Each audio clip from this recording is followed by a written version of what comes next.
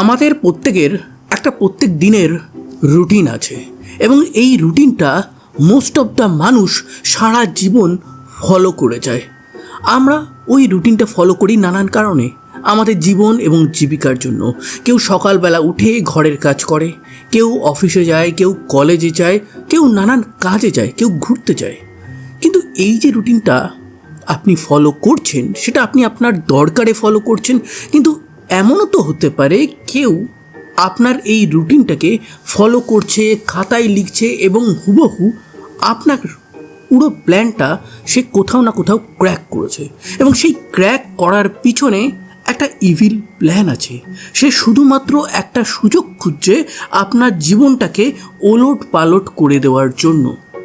এই কারণে আমি প্রত্যেকটা ভিডিওর শেষে আপনাদেরকে সতর্ক থাকতে বলি। আজকের যে ঘটনা আমি আপনাদেরকে বলবো, সেখানে ভিকটিমকে ক্রিমিনাল নিয়ার অ্যাবাউট 4-5 মাস ধরে ফলো করবে, দেন 1400 কিলোমিটার দূরে এমন একটা গেম খেলবে তারা ভেবেছিল তাদেরকে কেউ ধরতে পারবে না। তারা 4 বার ড্রেস চেঞ্জ করবে। তারা প্রথমে অটো করে হোটেলে যাবে, হোটেল থেকে ট্রেন স্টেশনে যাবে, দেন একটা লোকাল ট্রেন ধরে অন্য একটা স্টেশনে যাবে, দেন ফাইনালি তারা তাদের ডেস্টিনেশনের জন্য একটা ট্রেন ধরবে। তারা ভেবেছিল তাদেরকে কেউ চিনতে পারবে না, মুখে মাস্ক পরলেই কেউ চিনতে পারবে না। কিন্তু ক্রিমিনালরা একটা জিনিস ভুল করে ফেলে, করোনা টাইমে মাস্ক পরলে সবাই তাকে বাহবা দিত, কিন্তু বর্তমান সময়ে কেউ মাস্ক পরলে তার দিকে একটু ব্যাকা নজরে অনেককেই তাকায় এবং পুলিশের সন্দেহটা এখানেই হয়। এবং এই মাস্ক পরার জন্যই ক্রিমিনালকে আরও একজন চিনে ফেলে। তারপর সোজা শুরু হয় ট্র্যাকিং। 1400 কিলোমিটারের এই জার্নিতে ছিল এক দম্পতি এবং তাদের সন্তান, এবং তার বয়স ছিল মাত্র 13। যখন বাবা মা বাথরুমে স্নান করছিল তখন ছেলেটা একটা বডির সামনে বসে আছে এবং সেই বডিটা মৃত, তার কোনো প্রাণ নেই, সে মাঝে মাঝে কেঁপে উঠছে। এবং এই জিনিসটা দেখে ওই ছেলেটার মধ্যে কতটা প্রভাব পড়েছে সেটা আপনারা কম বেশি বুঝতেই পারছেন। আজকের যে ঘটনা আছে সেটা কয়েকদিন আগেই ঘটে গেছে। দেবস্মিতা পাল জন্ম হয় বর্ধমানে। তার একটা দাদা ছিল, একটা দিদি ছিল, একটা হ্যাপি ফ্যামিলি ছিল। এরপর মা বাবা রিটায়ার করে, তার দাদা দিদির বিয়ে হয়ে যায়, তারা নানান জায়গায় চলে যায়। দেবস্মিতাও বরাবরই পড়াশোনাতে ভালো ছিল এবং তার ছোটোবেলা থেকেই টিচিং লাইনে যাওয়ার খুব ইচ্ছা ছিল। কলেজ পাশের পরেই সে এমএতে ভর্তি হয়। সে ইংলিশ লিটারেচার নিয়ে পড়াশুনো করে অ্যান্ড দেশের নানান কলেজে প্রফেসরি করে। তারপর তার দেখা হয় তার প্রিয় মানুষের সাথে এবং সেই প্রিয় মানুষের সাথে প্রেম হয়, প্রেমের পর বিয়ে হয়। কিন্তু বিয়ে হওয়ার কয়েক বছরের মধ্যেই বুঝতে পারে তারা দুজনেই যে এই বিয়েটা বেশি দিন টেকালে তাদের মেন্টাল পিস খুব একটা থাকবে না। তো তারা ডিসাইড করে তারা আলাদা হয়ে যাবে। দিল্লিতে চলে এসেছিল দেবস্মিতা দিল্লির শিবাজি কলেজে প্রফেসরি শুরু করে। তারপর আস্তে আস্তে তার পোস্টটা পার্মানেন্টও হয়ে যায় এবং এইখানেই সে তার কলিগদের সাথে অনেক গল্প করতো। সে তার কলিগদের বলতো যে মা বাবা তাদের অনেক বয়স হয়ে গেছে, তারা বর্ধমানে থাকে। তো তাদের এক কলিগ বলে যে দেবস্মিতা, তুমি তোমার মা বাবাকে এখানে কেন নিয়ে আসো না, এখানে তো মেডিকেল ফেসিলিটিটাও বেশি আছে। তো তখন দেবস্মিতা বলে তারা এখানে আসবে না। তারা বলে ওখানে কি আমি কি করব, ওখানে কি আছে, আমার গ্রামের বাড়িতেই সব আছে। অ্যাকচুয়ালি তাদের তো বয়স হয়ে গেছে, একসময় আমি তাদের সন্তান ছিলাম, তো এখন তারা আমার সন্তান হয়ে গেছে। গরমের ছুটি পড়ছে, আমি যাব, বাড়ি গিয়ে বেশ কয়েকদিন বেশ মা বাবার সাথে সুন্দর করে টাইম স্পেন্ড করে আসব। দেবস্মিতার এই যে ইচ্ছেটা, সেই ইচ্ছাটা সে আর রাখতে পারবে না।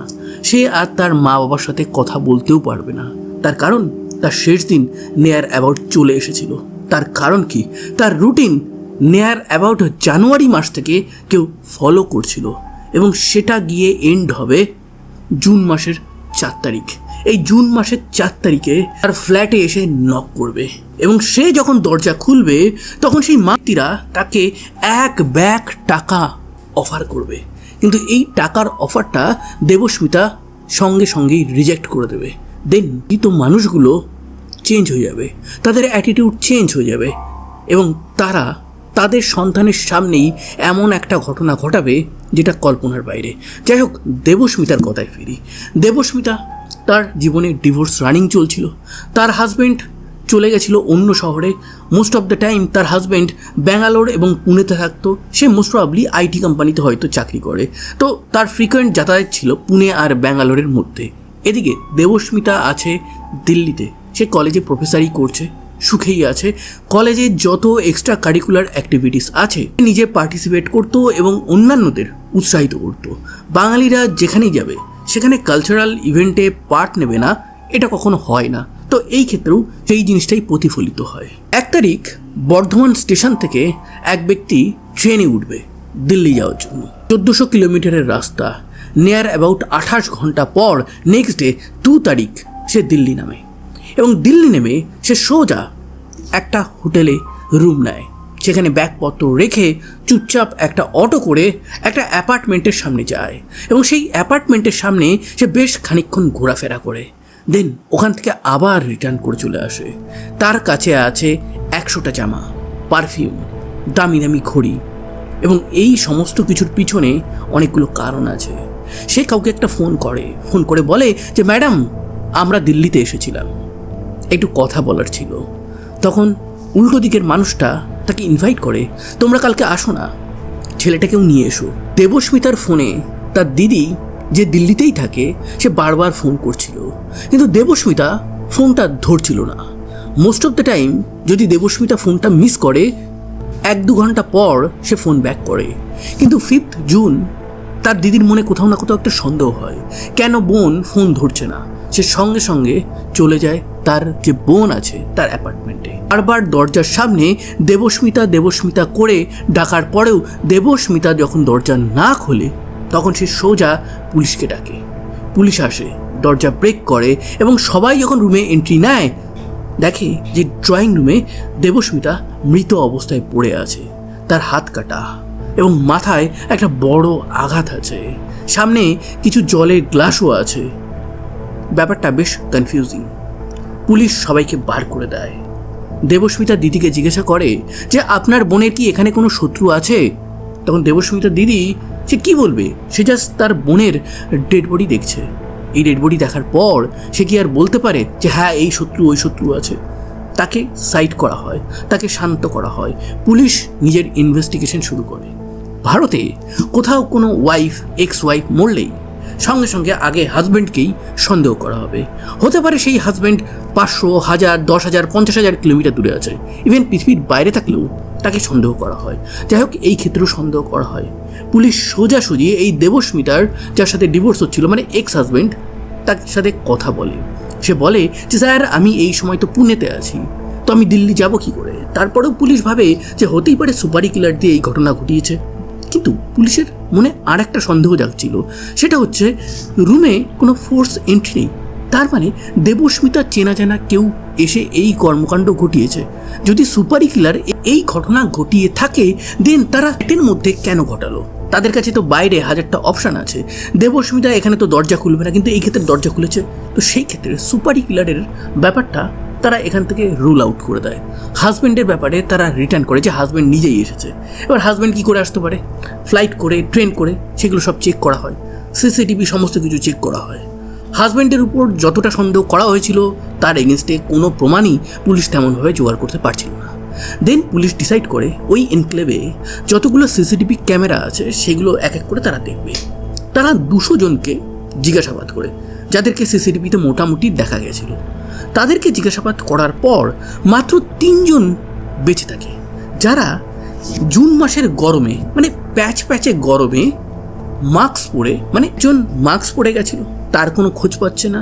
তার পিছনই একটা নীল জামা পরা ওই 13-15 বয়সের একটা ছেলে গেছিল, তারও পুলিশ কোনো খোঁজ পাচ্ছে না। তার মুখে মাস্ক নেই, সে মুখটা ঢাকার চেষ্টাও করছে না। কিন্তু ওখানে আরও একটা মহিলা গেছিল যার বয়স 35 কি 37 হবে, সে আবার মুখ ঢাকার ট্রাই করছে। তো এই 3 জনকে, এটার উপর পুলিশের সন্দেহ হয়। এবার এই 3 জনকে সেই জিনিসটা জানতে গিয়ে পুলিশ ভাবে এটা কি দেবস্মিতার কোনো চেনা জানা কেউ হবে। দেবস্মিতার ফোনটা পুলিশ এমনি নর্মালি বেসিক যে চেক হয় সেটা চেক করে, চেক করে তেমন কিছু পায় না। ফ্যামিলি মেম্বাররা কল করেছে, সে তার ফ্যামিলি মেম্বারদের কল করেছে, অফিস কলিগ, প্রতিবেশী, এইরকম একদম নর্মাল। তখন এই ফোনটাকে ফরেন্সিক ল্যাবে পাঠিয়ে দেওয়া হয়। ফরেন্সিক ল্যাবে মেইন কাজ হচ্ছে যে ওই ফোন থেকে যদি কোনো ডেটা ডিলিট করা হয় সেটা তারা রিকভার করবে। যাই হোক, তার জন্য তো টাইম লাগবে। এবার সিসিটিভিতে ওই যে 3 জন যাদেরকে পুলিশ কোশ্চেনিং করতে পারেনি, যাদের ব্যাপারে পুলিশ জানতে পারেনি, তাদেরকে খোঁজা শুরু করে এবং খুঁজতে গিয়ে তারা আশেপাশে যত ট্যাক্সি ড্রাইভার, অটো ড্রাইভার আছে তাদেরকে জিজ্ঞাসাবাদ শুরু করে, ছবিগুলো দেখাতে শুরু করে। জুন মাসের এই গরমে, এই প্যাচে গরমে কেউ মাস্ক পরে আছে অ্যান্ড একটা টুপি পরে আছে, একটা চশমা পরে আছে, তাকে দেখে একটু মানুষের সন্দেহ হতেই পারে। তো এই ক্ষেত্রে এক ট্যাক্সি ড্রাইভার দেখা মাত্রই এদেরকে চিনে যায়, বলে যে স্যার আমি হোটেল থেকে তুলেছিলাম এদেরকে, দেন এখানে ড্রপ করি, আমাকে দাঁড়াতে বলে, 40-45 মিনিট পর এরা রিটার্ন করে, আবার আমার ট্যাক্সি করেই তারা হোটেলে যায়। তখন পুলিশ বলে কোন হোটেল থেকে এসেছিল সেটা আইডেন্টিফাই করাতে পারবে? তখন ট্যাক্সি ড্রাইভার পুলিশদেরকে সেই হোটেলে নিয়ে যায়। সেই হোটেলে গেলে হোটেলে যখন তাদের পিকচার দেখানো হয়, তারা বলে হ্যাঁ স্যার, কয়েকদিন আগেই এরা এসেছিল, 2 দিন মতন থেকেছিল, তারপর হুড়বুড়িয়ে বেরিয়েও গেছিল, এদের সাথে ব্যাগও ছিল। তখন পুলিশ তাদের আইডেন্টিফিকেশন সেটা হোটেল কর্তৃপক্ষ রেখেছে কিনা সেটা দেখতে চায় এবং দেখার পর তারা দেখে যে আধার কার্ড এই 3 জনের মধ্যে 2 জন দিয়েছিল, একটা বিহারের, একটা ওয়েস্ট বেঙ্গলের, এবং দুটোই ফেক। তার মানে বুঝতে পারে যে তারা কানেকশান 1+1 2 হয়ে গেছে এবং কানেকশান জুড়েও গেছে।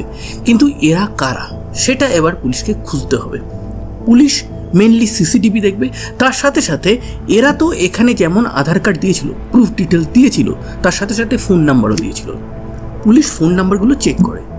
প্রথমে যে ফোন নাম্বারগুলো তারা দিয়েছিল সেগুলো দেখেই মনে হচ্ছিল পুলিশের ফেক। ফোন করে পুলিশ জানতে পারে এই নাম্বারগুলো ফেক। কিন্তু ক্রিমিনালরা যখন তাদের নাম্বার লেখে, বা আমরাও যখন কোথাও আমাদের মিথ্যে নাম্বার লিখি, তখন সাধারণত লাস্টের 1টা কি 2টো ডিজিট আমরা চেঞ্জ করে দিই। তো এই ক্ষেত্রেও তারা সেটা করেছিল, পুলিশ সেটা বুঝতে পেরেছিল। তো সেই ক্ষেত্রে পুলিশ কিছু এক্সপার্টকে ডাকে, তারা বলে এই নাম্বারটার কতগুলো স্যাম্পেল হতে পারে, কতগুলো চেঞ্জ হতে পারে, সেগুলো করে দেখাও, মানে প্রবাবিলিটি, সেটা বার করে পুলিশ। বার করার পর ওই নাম্বারে কোনো ফোন রেজিস্টার্ড আছে কিনা, কোনো নাম্বার রেজিস্টার্ড আছে কিনা, সেগুলো কোম্পানিগুলোর কাছ থেকে জানতে চাওয়া হয়। 2টো নাম্বার পাওয়া যায় এবং সেই 2টো নাম্বার ট্র্যাক করা হয় এবং সেই ট্র্যাক করতেই তারা দেখতে পায় এর মধ্যে একটা নাম্বার সোজা দিল্লি থেকে যেদিন খুন হয়েছিল ঠিক সেই দিনই বিকেলবেলা নাগাদ পূর্বা এক্সপ্রেস ধরে বর্ধমানের উদ্দেশ্যে রওনা দিয়েছে। পুলিশ কোথাও না কোথাও চিনতে না পারলেও, জানতে না পারলেও যে ক্রিমিনাল কারা, বাট ক্রিমিনাল কোথায় যাচ্ছে, কী করে যাচ্ছে, সেই রুটটা ট্র্যাক করে ফেলেছে। তো সঙ্গে সঙ্গে বর্ধমান পুলিশকে বলা হয় যে আপনারা পুরো বর্ধমান স্টেশনটাকে একদম চারিদিক থেকে ঘিরে ফেলুন, ক্রিমিনাল আছে, মোস্ট প্রবাবলি এরকম ড্রেস পরে বেরোতে পারে। তো সেই কারণে বর্ধমান পুলিশ চারিদিক থেকে ঘিরে ধরে। মেইন গেটে পুলিশের যে টিম আছে তারা একটা সময় নিরাশ হয়ে যায়। পূর্বা এক্সপ্রেস থেকে সমস্ত ব্যক্তি নেমে সামনে দাঁড়িয়ে থাকা টোটো, অটো, গাড়ি ধরে যে যার বাড়ির উদ্দেশ্যে রওনা দিয়েছে। দ্যাট দ্য মোমেন্ট মেইন গেটে থাকা পুলিশ টিমের কাছে খবর আসে পিছনের গেটে 3 জন সন্দেহভাজনকে ধরা হয়েছে। তার মধ্যে একজনের বয়স মাত্র 13 এবং সে একদম প্রথম দিন থেকে এই পর্যন্ত একই ড্রেস, একটা নীল কালারের ড্রেস পরে আছে। তো মোটামুটি দিল্লি পুলিশ যাদেরকে খুঁজছিল তাদেরকে বর্ধমান পুলিশ ধরতে পেরেছে। দিল্লি পুলিশ আসে, তাদেরকে ট্রানজিট রিমান্ডে দিল্লি নিয়ে যায় এবং কোশ্চেনিং শুরু হয় এবং এই কোশ্চেনিংয়ে অনেকগুলো জিনিস বেরিয়ে আসে এবং সেটা আপনাকে অবাক করবে। মানুষ কিভাবে প্ল্যানিং এবং প্লটিং করে টাকা পয়সা জমি জমার জন্য। যাদেরকে ধরেছিল তাদের পরিচয় কি? যে পুরুষ মানুষ ছিল তার নাম হচ্ছে রামপ্রসাদ। এই রামপ্রসাদ বর্ধমানের মানুষ, তাকে মোটামুটি কম বেশি অনেকেই চেনে, তাকে সবাই কম বেশি ফ্রড বলেও জানে। তার একটা স্যানিটারি দোকান ছিল। স্যানিটারি দোকান মানে ওই যে বাথরুমে যে প্যানগুলো হয়, বেসিনগুলো হয়, অনেক সময় হয় না কুয়ো খুঁড়তে হয়, তার জন্য যে বেলচা লাগে, অনেক কিছু লাগে, তো সেইগুলোর দোকান ছিল। এবার সেই দোকানের আড়ালে সে অনেক মানুষকে ঠকতো, অনেকের কাছ থেকে টাকা নিয়ে রিটার্ন করতো না, তারা যখন টাকা ফেরত চাইতো তাদেরকে দিতও না। রামপ্রসাদ 2023 সালে এই দেবস্মিতার কাছ থেকে বর্ধমানে তার যে মামা বাড়ি আছে সেইটা ভাড়া নিতে চায়। এই বাড়িটা বেশ কয়েকদিন ধরেই ফাঁকা থাকছিল, তার কারণ তার মামা বাড়ির ফ্যামিলিতে কেউ আর বেঁচে ছিল না, একজনই মাত্র ছিল, সে বাইরে থাকতো। সেহেতু ওই সম্পত্তিটা পুরোপুরি দেবস্মিতা এবং দেবস্মিতার ফ্যামিলি হয়ে গেছিল। তো দেবস্মিতাকে তারা যখন এসে বলে আমাদের ভাড়া লাগবে, তখন 5,000 টাকায় একটা রুম ভাড়া দেওয়া হয়। দেন পরের বছর এই রামপ্রসাদ এবং তার ওয়াইফ বলে আমরা ব্যবসা করছি, তো আমাদের একটা গোডাউন টাইপ লাগবে, তো আর একটা ঘর লাগবে। তখন ভাড়া বেড়ে হয়ে যায় 11,000। বিরাট বড় বাড়ি, 3 তলা মতন বাড়ি, সামনে বিরাট জায়গা আছে, এবং এই বিরাট বাড়ির ভাড়া কত? মাত্র 11,000। কিন্তু এই বাড়ি ভাড়াটা নেওয়ার প্ল্যানটা কে করেছিল? রামপ্রসাদ এবং তার ওয়াইফ করেছিল শুধুমাত্র ওই বাড়িটাকে হাতানোর জন্য, আর অন্য কিছুই না। তাদের বাড়ি ওখান থেকে মাত্র 1 গ্রাম দূরে ছিল। তারা ইচ্ছে করলে 10-15 মিনিটের মধ্যেই বাইকে ওই প্লেস থেকে ওই প্লেসে চলে যেতে পারতো। তো ভাড়া নেওয়ার কোনো দরকারই ছিল না। দেবস্মিতাকে তারা বলেছিল যে বাড়িটা কিনবো। তখন দেবস্মিতা বলে আমি বাড়ি বিক্রি করব না, ওটা আমার মামার বাড়ি, আমার আন্ডারে আছে, হয়তো পরবর্তী সময় যদি কখনো বিক্রি করি তখন বলবো, এখন করব না। কিন্তু এই কাপল দেবস্মিতাকে কন্টিনিউয়াস প্রেশার দিয়ে যাচ্ছিল। দেবস্মিতা একটা টাইম বিরক্ত হয়ে সে বলে আপনারা বাড়িটা ছেড়ে দিন, আপনারা ভাড়াটা ছেড়ে দিন, কিন্তু আমাকে বিরক্ত করবেন না। কিন্তু তারপরেও টুকটাক সম্পর্ক থেকেই যায়। এই রামপ্রসাদ মাঝে মাঝেই এই স্যানিটারি জিনিসপত্র কিনতে দিল্লির করলবাগে যেত, এবং দিল্লির করলবাগে সে যখন যেত তখন সে জানতো যে দেবস্মিতা ম্যাডাম কোথায় থাকে। দেবস্মিতার ফ্ল্যাটের সামনে, অ্যাপার্টমেন্টের সামনে সে মাঝে মাঝে রেকি করতে যেত, এবং ফাইনাল প্ল্যান সে করে যে 4 জুন দেবস্মিতাকে এই পৃথিবী থেকে সরিয়ে দেওয়া হবে যদি সে এই বাড়িটা তাদের নামে না লিখে যায়। সে 1 ব্যাগ টাকা ট্রেনে করে নিয়ে যায়। 1 তারিখ ট্রেনে ওঠে, 2 তারিখ পৌঁছায়, 2 তারিখ দেবস্মিতাকে হোয়াটসঅ্যাপে কল করে। দেন দেবস্মিতা তাদেরকে ইনভাইট করে, তাদেরকে জল দেয়, তারা খাওয়া দাওয়া করে। দেন দেবস্মিতাকে তারা টাকা দেখিয়ে বলে যে এই টাকাটা নিন আর বাড়িটা আমাদের নামে লিখে দিন। তখন দেবস্মিতা তাদেরকে বেরিয়ে যেতে বলে, এবং যেই না বেরিয়ে যেতে বলে অমনি ঝামেলাটা আবার শুরু হয়। এবার রামপ্রসাদের ওয়াইফ দেবস্মিতার হাতটা ধরে এবং হাতটা কাটতে শুরু করে। উল্টো দিকে রামপ্রসাদ দেবস্মিতার মাথায় একটা ভারী জিনিস দিয়ে মারে, দেবস্মিতা ওখানে লুটিয়ে পড়ে।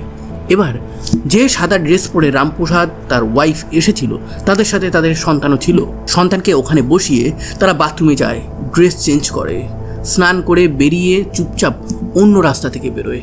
বাপ ছেলে এক রাস্তা থেকে আর মা আর এক রাস্তা থেকে। ড্রেস চেঞ্জ হয়ে গেছিলো, আগে ছিল সাদা, এবার হয়ে গেছিলো লাল, কিন্তু ছেলেটার ড্রেস তখনও চেঞ্জ হয়নি, সেমই আছে, নীল রঙেরই আছে। তারপর তারা ওখান থেকে সেই ক্যাব করে হোটেলে যায়, হোটেল থেকে চেক আউট করে সোজা যায় বাস স্ট্যান্ডে, বাস স্ট্যান্ড থেকে যায় একটা ট্রেন স্টেশনে, সেখান থেকে একটা লোকাল ট্রেন ধরে। এর মধ্যে আরও 2বার তারা ড্রেস চেঞ্জ করে নিয়েছে, পুলিশ যাতে ট্র্যাক না করতে পারে। তারা ফেক আধার কার্ড, ফেক নাম্বার সমস্ত কিছু দিয়েছিল। দেন ফাইনালি তারা পূর্বা এক্সপ্রেস যাবে। পুলিশ ওই ক্যাব ড্রাইভারের মাধ্যমে হোটেলে পৌঁছায়। হোটেল থেকেও সেম সিসিটিভি তারা পায়, 2টো আইডেন্টিফিকেশন করে, ম্যাচ করে। এবার পুলিশ ভাবে যে এদেরকে ধরতে হবে, ফোন নাম্বার ট্র্যাক করে, তার সাথে সাথে তারা আইডেন্টিফাই করে যে কোন ট্রেনটা সেই সময় ওই টাইমে বর্ধমান পৌঁছাচ্ছে। তারা আইডেন্টিফাই করে পূর্বা এক্সপ্রেস আছে, তো পূর্বা এক্সপ্রেসে যতজন নামবে তাদের মধ্যে এরা লুকিয়ে থাকবে। বর্ধমান পুলিশ পিছনের গেট থেকে এই 3 জনকে অ্যারেস্ট করে, এদেরকে কোর্টে তোলা হয়। কোর্ট এদের রিমান্ডে পাঠিয়ে দিয়েছে। কয়েকদিনের মধ্যেই এই কেসের হিয়ারিং শুরু হবে, এবং আশা করছি পুলিশের কাছে যত প্রমাণ আছে সেই সমস্ত প্রমাণে এদের ভালো মতন শাস্তি হবে। কিন্তু জানেন কি, এদের প্ল্যান আরও অনেক বড় ছিল। সেটা হচ্ছে যে টাকার ব্যাগটা দেবস্মিতাকে দেওয়া হয়েছিল সেই ব্যাগে সবটা কিন্তু টাকা ছিল না, উপরে টাকা ছিল, নিচে ছিল কাগজ। তার মানে এখানেও তারা ঠকাতে চেয়েছিল দেবস্মিতাকে।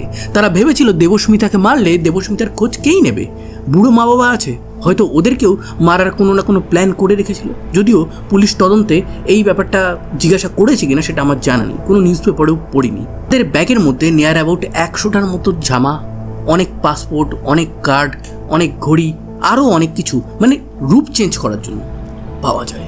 এই কারণে আমার একটা সতর্কবাণী, আপনি প্রত্যেক দিন ডেইলি যাই করছেন না কেন সাবধানে করবেন, সতর্কভাবে করবেন, এবং মাঝে মাঝে ফলো করবেন আপনাকে কেউ পিছু করছে না তো। এই ছিল আজকের একটা ট্রু ক্রাইম ঘটনা। এই রকম রিয়েল লাইফ ট্রু ক্রাইম ঘটনা ইন স্টোরি ফরম্যাটে যদি আপনারা শুনতে চান, তাহলে অবশ্যই আমার চ্যানেলটাকে সাবস্ক্রাইব করবেন। সাবধানে থাকবেন, সতর্ক থাকবেন এবং আনন্দে থাকবেন। আবার দেখা হবে নতুন কোনো এক ভেরি ইন্টারেস্টিং ট্রু ক্রাইম ঘটনার সাথে।